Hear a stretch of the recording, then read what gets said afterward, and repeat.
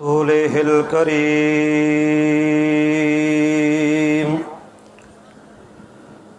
أما بعد فأعوذ بالله من الشيطان الرجيم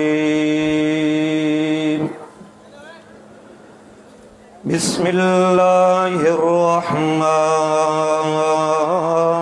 الرحيم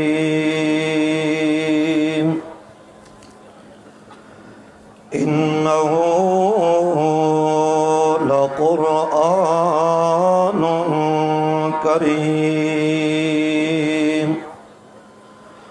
سبحان ربك رب العزة عما يصفون وسلام على المرسلين والحمد لله رب العالمين۔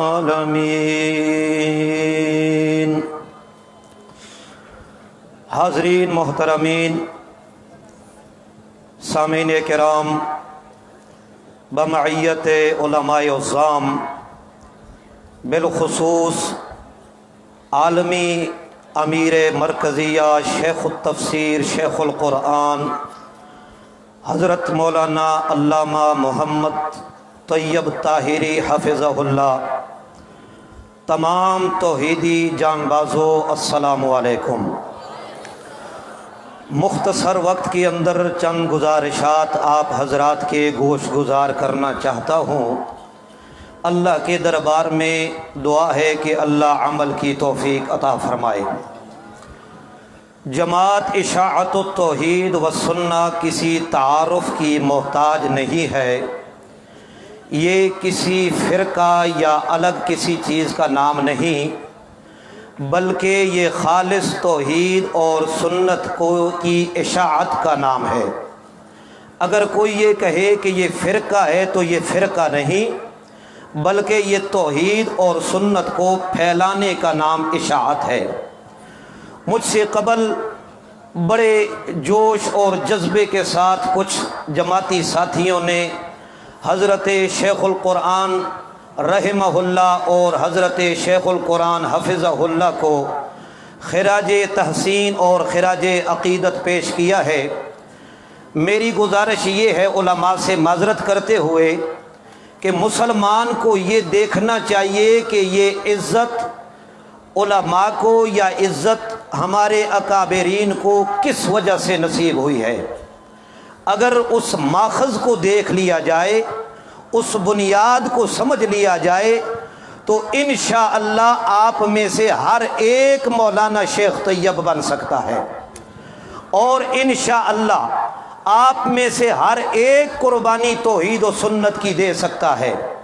اللہ کا قرآن اس بات پہ شاہد ہے، گواہ ہے۔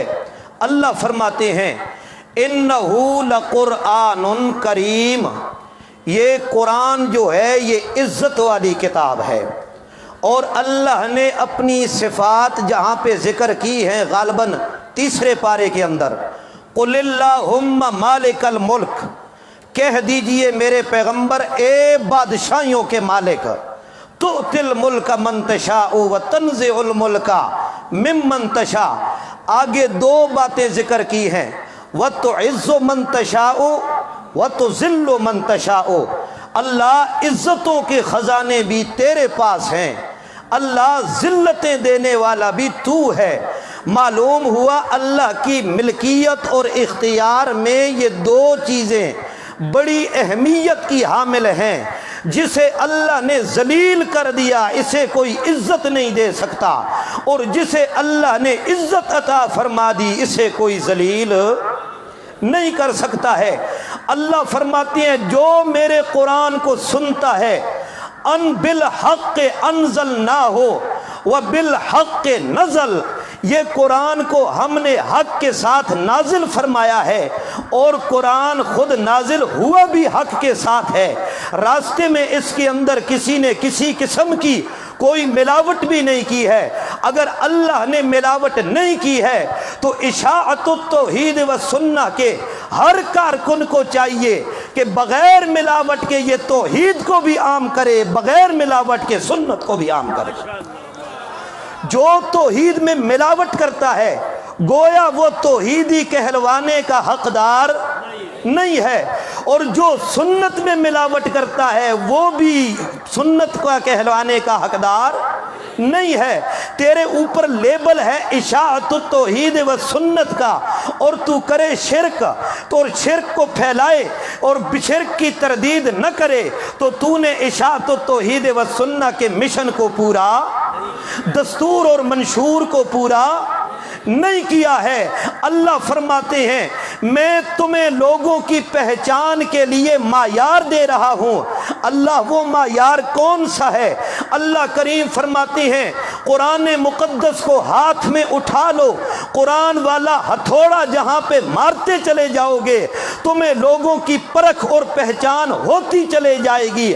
وہاں پہ پتہ چل جائے گا لوہار لوہے کو پہلے نرم کرتا ہے، اور نرم کرنے کے بعد ہتھوڑے سے اس کو مار کے پھر ایسا اس کو رخ پہ بناتا ہے، پھر وہ لوہا ٹوٹ تو جاتا ہے مڑتا نہیں ہے۔ اللہ فرماتی ہیں قرآن کے ہتھوڑے کے ساتھ عوام کو ایسا لوہا بنا دو تاکہ مرنے کے لیے تیار ہو جائیں لیکن پیچھے ہٹنے کے لیے تیار۔ یہ ہے اشاعت التوحید و سنت کا مشن۔ اللہ کریم فرماتے ہیں اور جس کے اوپر قرآن کا اثر ہو گیا، جس نے قرآن کو مان لیا، جس کے اوپر قرآن کی تعلیم کا اثر ہو گیا، اللہ فرماتے ہیں الذین اذا ذکر اللہ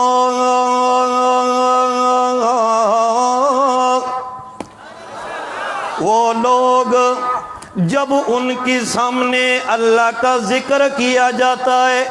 کس کا ذکر؟ مولویوں نے تو ذکر یہ سمجھا ہے کہ سلام پھرے تو زور زور سے کہو لا الہ، یہ بھی ذکر ہے، لیکن اللہ نے جسے کہا انا نحن نزلنا الذکر وانا لہ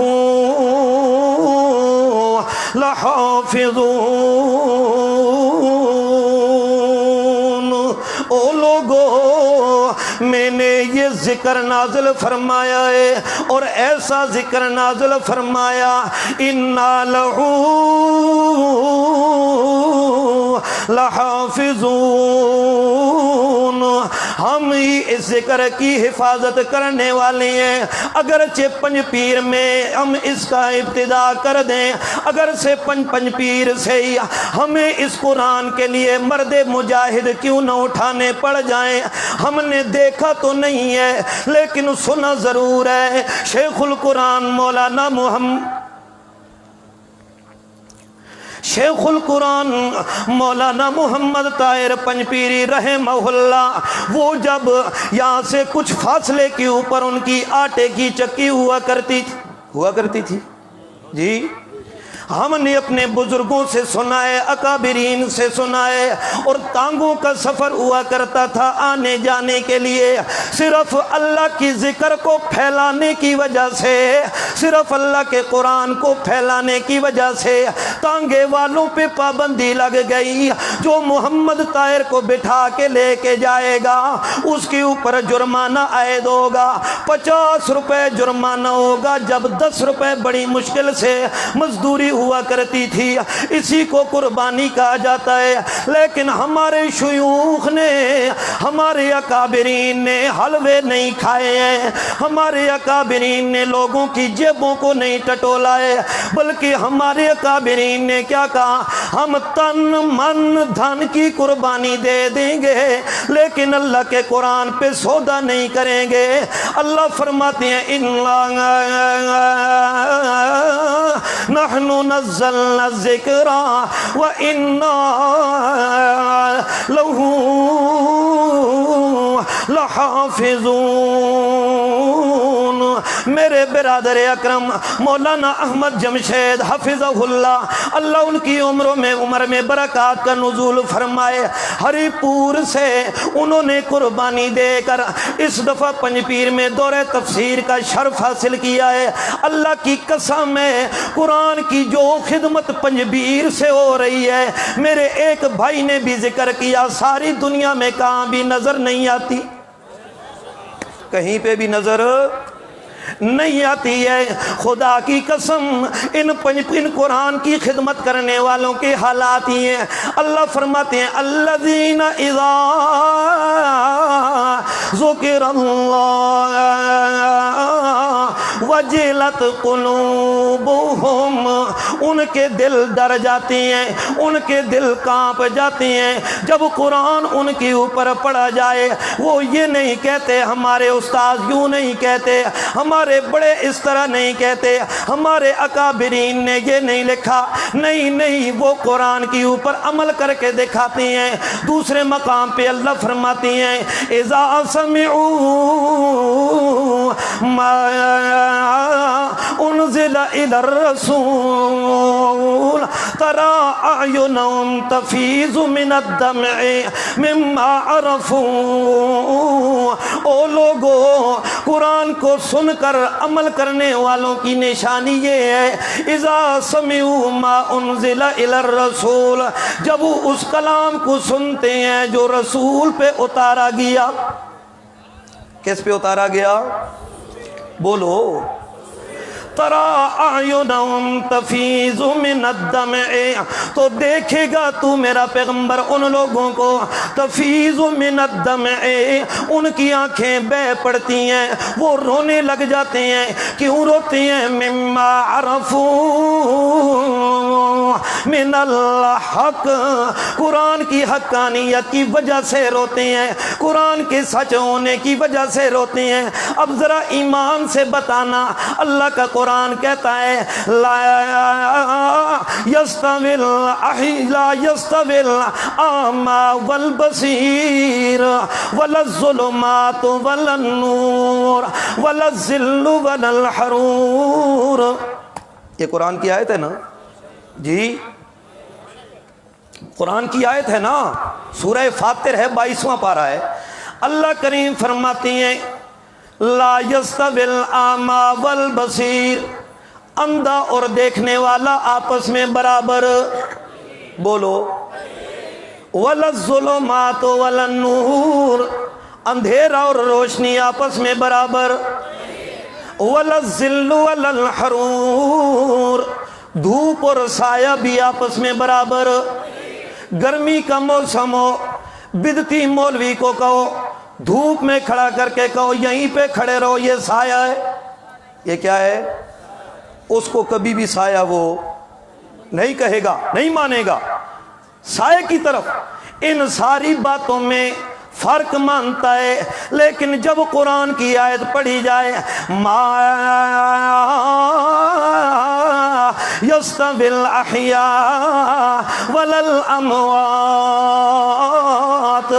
زندے اور مردے آپس میں برابر نہیں ہوتے، تو اس کے پیٹ میں مروڑ پڑنے شروع ہو جاتے ہیں، اس کے پیٹ میں درد ہونے لگتا ہے، تکلیف شروع ہو جاتی ہے۔ یہ قرآن والا ہتھوڑا ہے، یہ بتائے گا کون قرآن کو ماننے والا ہے اور کون قرآن کا انکاری ہے، کون قرآن کا منکر ہے۔ اللہ کریم فرماتے ہیں یہ قرآن نازل کرنے والا بھی حق ہے، نازل کرنے والا بھی حق ہے، اور یہ قرآن خود بھی حق ہے، اور یہ قرآن جس پہ نازل ہوا وہ محمد بھی حق ہے، اور یہ قرآن لے آنے والا جبریل امین انہ لقول کریم انہ رسول کریم، وہ جبریل جو لے کے آیا ہے وہ بھی عزت والا، قرآن بھی عزت والا، قرآن کا مسئلہ بھی عزت والا، قرآن سنانے والا بھی عزت والا، قرآن سکھانے والا بھی عزت والا، قرآن سمجھانے والا بھی عزت والا، قرآن کے لیے مال خرچ کرنے والا بھی عزت والا۔ مال خرچ کرنے پہ کچھ بولے نہیں ہے، مال خرچ کرنے والا بھی کیا ہے؟ عزت والا ہے۔